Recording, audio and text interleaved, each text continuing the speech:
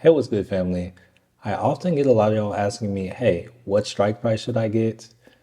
So in this video, I just wanted to quickly go over how I choose my strike prices and how you should be choosing your strike prices. All right, so here we are. We're in the TradingView mobile app. All right, so say I am trading this stock. It is SAVE, it is Spirit Airlines, and say I had a price target of 762 on it.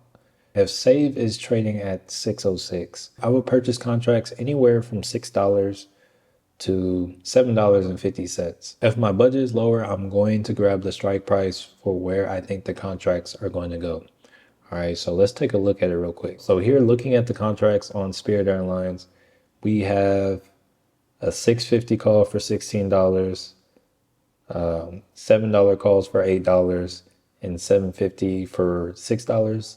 Honestly, in this instance, I'm probably going for the 650 just because it seems like the best value. Maybe even the $7 calls if I really think it's going to 762. But regardless, I'm getting something anywhere from being just in the money all the way to where my price target is. That way I know the contract is continuing to gain value as it is moving towards my price target for it.